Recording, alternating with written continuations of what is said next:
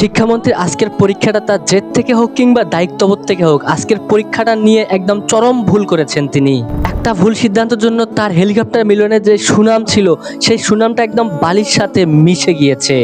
আপনি জাস্ট চিন্তা করতে পারবেন না কত কষ্ট করে আজকে শিক্ষার্থীরা পরীক্ষা দিয়েছে, গলা অবধি পানি, তারপরেও শিক্ষার্থীরা পরীক্ষার হলে গিয়ে পরীক্ষা দিয়েছে। আপনি জাস্ট চিন্তা করুন কত বড় অন্যায় করা হয়েছে তাদের সাথে।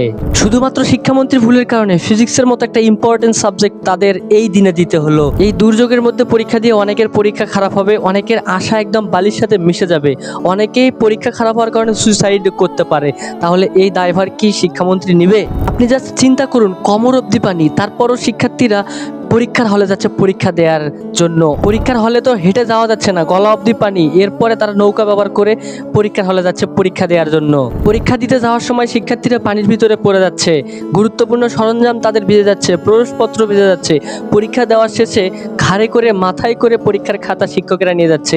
এইসব শিক্ষার্থীদের খাতা যদি পানির ভিতরে পড়ে নষ্ট হয়ে যায়, এই দায়ভার কে নিবে? শিক্ষামন্ত্রীকে এই দায়ভার নিবে? পরীক্ষা দিতে গিয়ে অনেকের হাঁটু, কোমর, গলা পর্যন্ত ভিজে গেছে। এসব নোংরা দুর্গন্ধওয়ালা পানির জন্য কি পরবর্তীতে পরীক্ষার কোনো প্রভাব পড়বে না? তাদের কি কোনো অসুখ হবে না? এই দায়ভার কি শিক্ষামন্ত্রী নিবে? এই ভয়াবহ দুর্যোগের জন্য একদিন দুই দিন পরীক্ষা পিছিয়ে নিলে কি এমন ক্ষতি হতো? কোনো ক্ষতি হতো না। শিক্ষামন্ত্রী নিজের দায়িত্ব কিংবা জেদ যেটা দিয়েই কাজটা করেন না কেন, অবশ্যই তার এই পরীক্ষা নেওয়ার সিদ্ধান্তটা চরম পর্যায়ের ভুল ছিল। আপনাদের সবার কাছে একটা প্রশ্ন থাকবে, আপনারা জাস্ট কমেন্টে বলে যাবেন শিক্ষামন্ত্রী আজকের পরীক্ষাটা নিয়ে কি ঠিক করেছেন নাকি ভুল করেছেন। অবশ্যই কমেন্টে জানিয়ে যাবেন।